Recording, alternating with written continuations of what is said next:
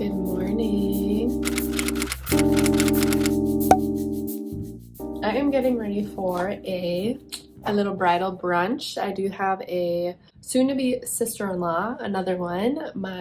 One of my husband's brothers is getting married soon, so we are celebrating a lovely lady today, and I'm getting ready for that little outing. So I figured I've been really liking to share different makeup looks. I've been enjoying just filming myself getting ready for different events and different things happening in my life. And to go along with that, I thought it would be fun to just film a little Q&A as well. I had posted a little question box on my Instagram account, and I got three responses. So if I only answered those three, this would be a pretty short video. So I figured I would just start with a little just like background, get to know me, all about me, just share that, and then I think I'll get into those specific questions. Like I said, there's not too many, and I might actually just answer them.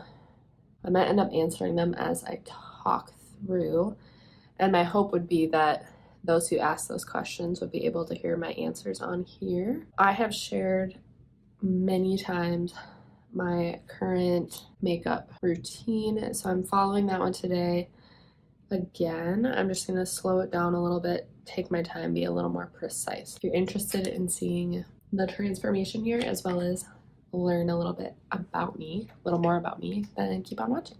All right, so if you are new here, my name is Katie.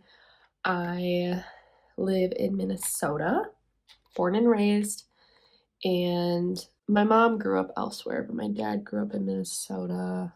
And yep, my family and I, we grew up around my dad's side of the family. And yeah, I loved it. I still love it. I have a wonderful husband.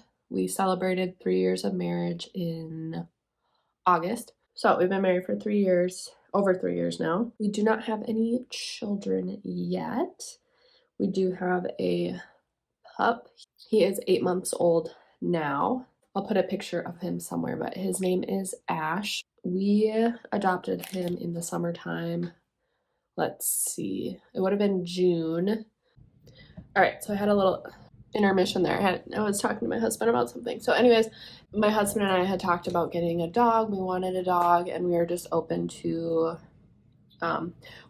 adopting an older dog too, but we figured if there were puppies needing a home, we would adopt one if the opportunity presented itself. So we started looking. It would have been last spring, and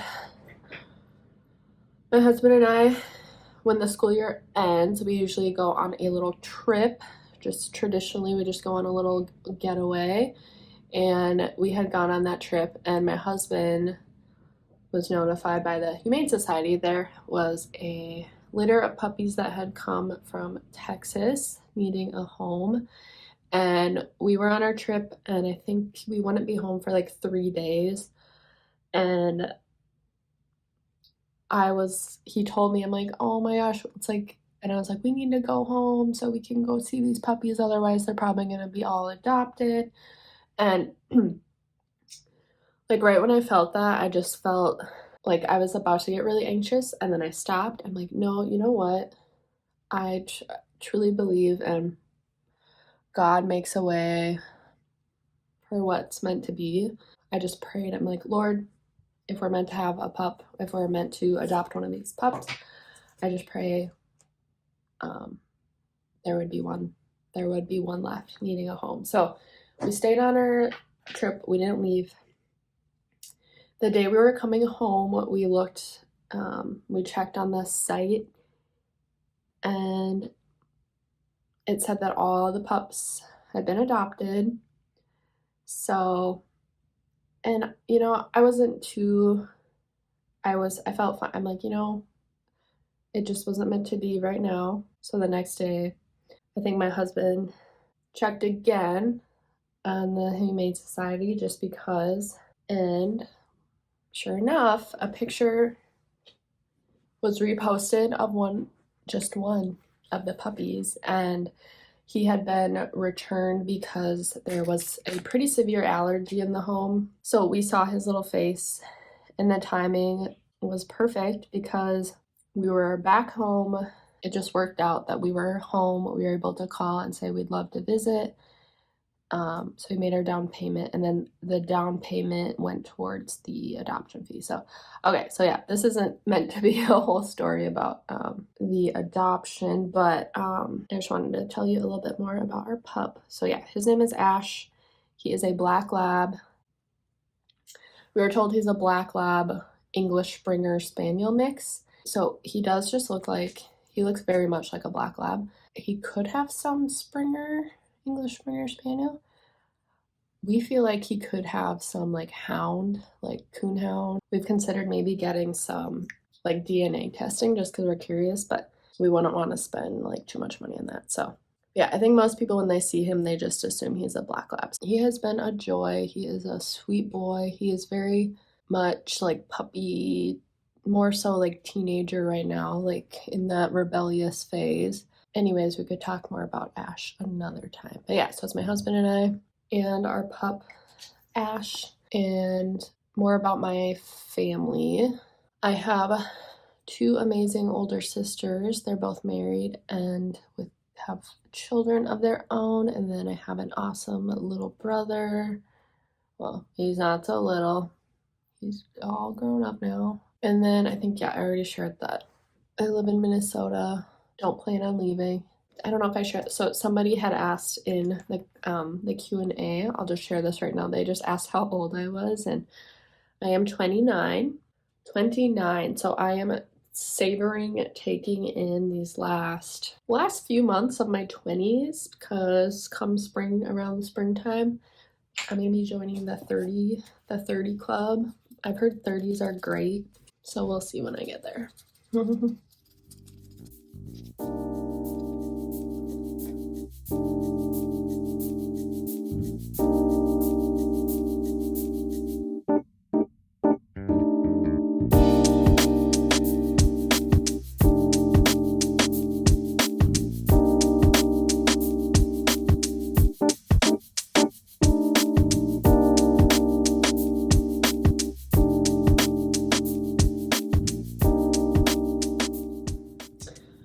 A little more about me. For those of you who don't know, my job is teaching. I am an elementary special education teacher.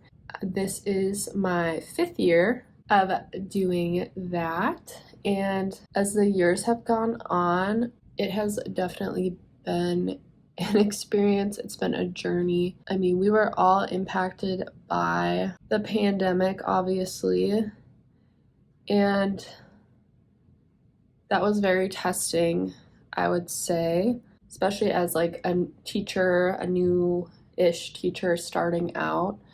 There were times when I really considered like, okay, am I cut out for this?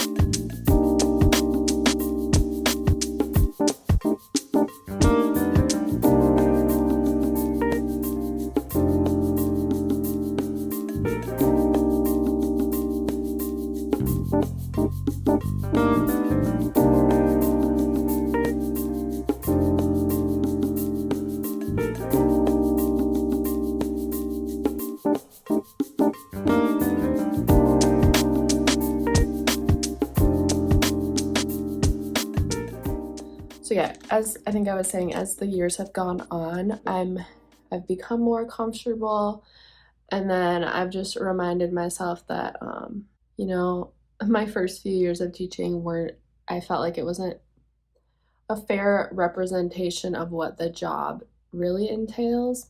Then again, until you are on the job teaching, doing it every day, and that can go for any job, you don't truly know what you're getting into.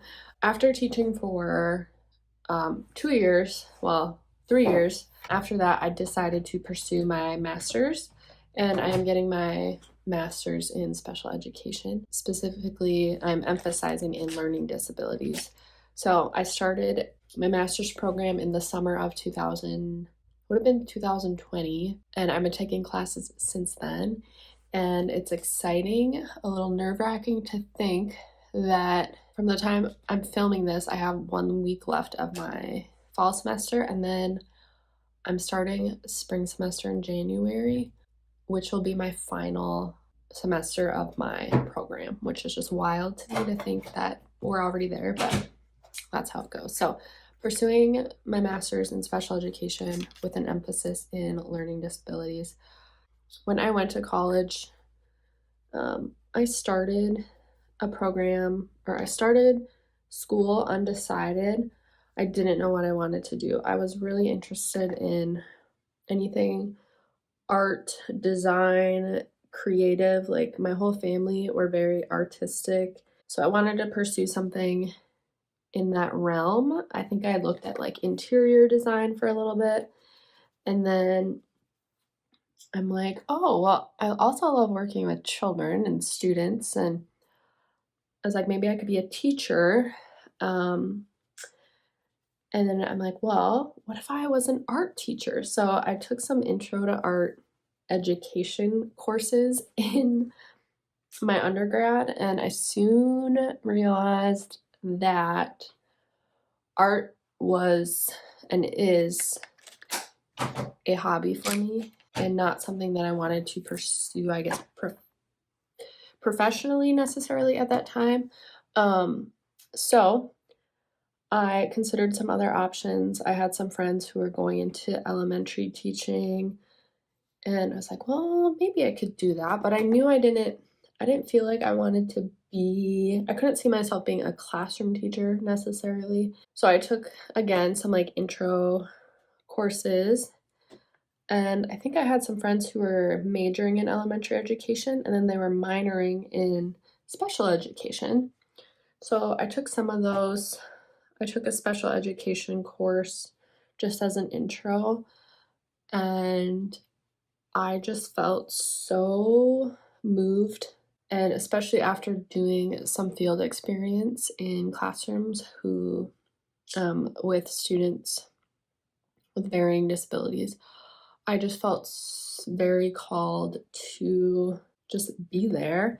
And again, I could go into this in a whole separate video just talking about why I chose special education. Another part of it definitely for me was growing up. I have someone in my life very close to me who I feel like their public education experience, I feel like the accommodations this person should have received, the support, I feel like this person's needs were not met at their individual level. And I just felt really called to make a difference for others so that that doesn't happen to anybody else. And again, I could get more into that in a separate video, but yeah, I am a special education teacher. Plan to do this for a while. Who knows if I will be at the same building I'm at forever. God's timing and his plan. My husband is also a teacher, a different grade level and a different subject for sure, or like a specific subject. And he really enjoys that too. So both of us plan to just be teaching for a while. All right, so I'm pretty far along in my routine here. I'm working with just my natural window lighting.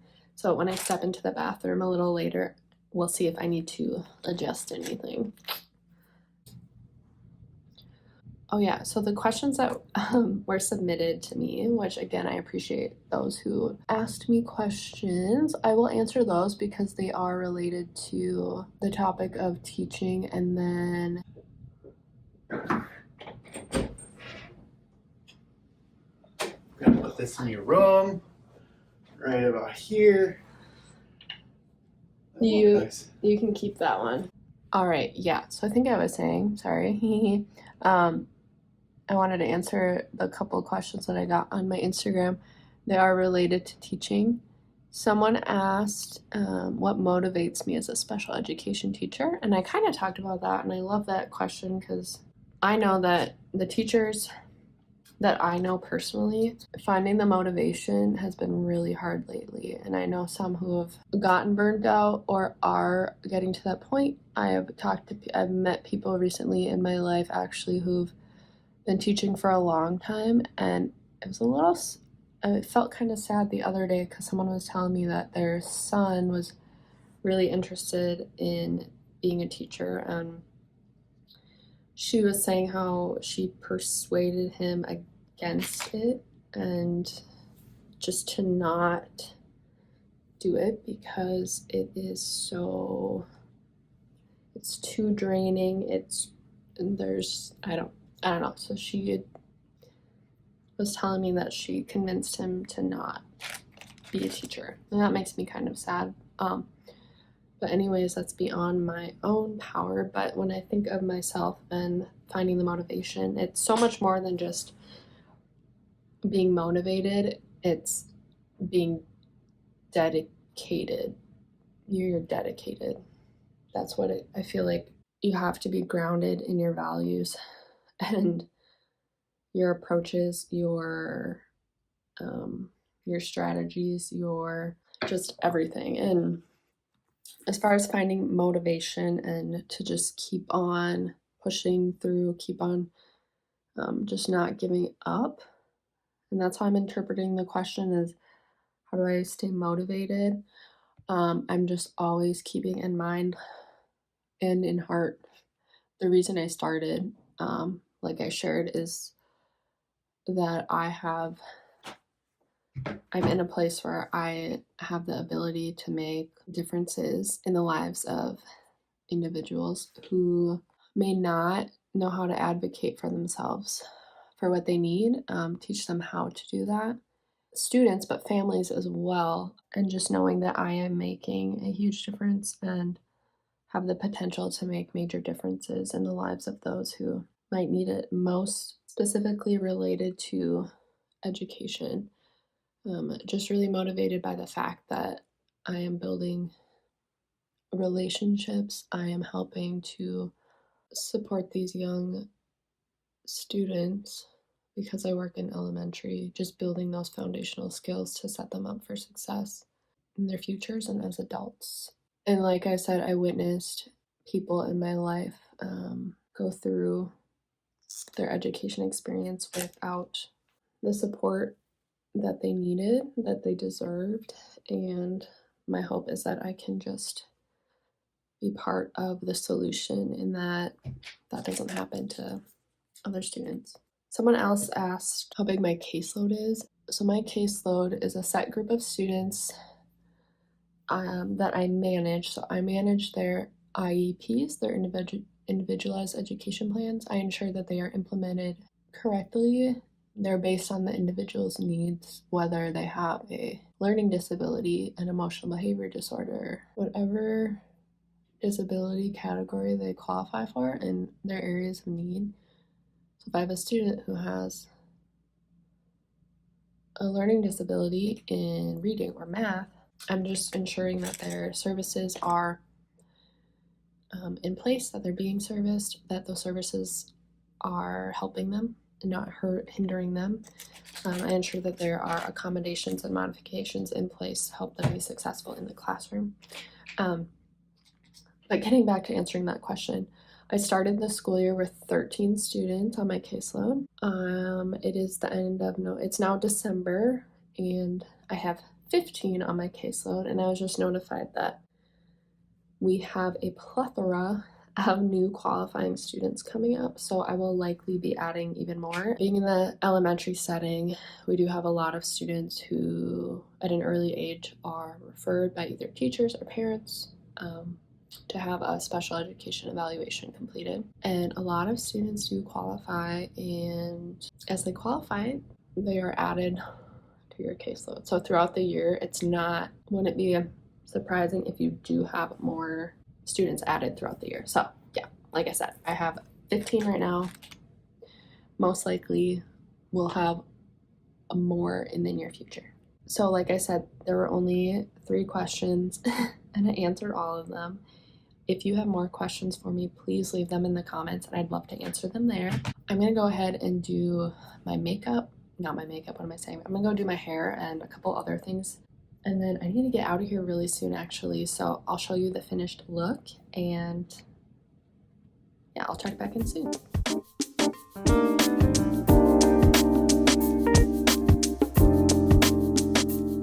Hey guys, so I realized after getting ready, so after I got completely ready, I had to just book it out the door because I didn't want to be late.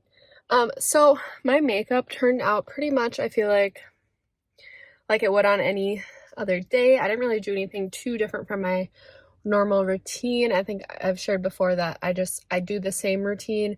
I just might add some more like eyeshadow, which I did today. It took a little more time, made it a little more full face of makeup. I think by now I have shared a clip of my outfit, or so the outfit I chose to wear, I purchased these pieces a little while back and I shared them in a vlog. I did like a little Target haul. I'll share a picture too so that you can see the boots. I just paired it with some tights and some boots and I think it turned out really cute. It was just a quick little brunch I had with the ladies to celebrate our new bride, which is really exciting. So it was fun. But yeah, I just wanted to close out this video. I'm gonna get going because yeah, things just winded up. I stopped at Target to grab a couple items and I'm gonna be on my way now, get home to my hubby. And yeah, I hope you enjoyed today's video. Just a fun little get ready with me, and I tried to throw in a little get to know me / Q&A. If you have more questions for me, please leave me a comment. I love to interact with you more, and I'd love for you to get to know me better, and I would love to get to know my subscribers as well. Thanks so much for watching. Take care, guys. I'll see you in my next one.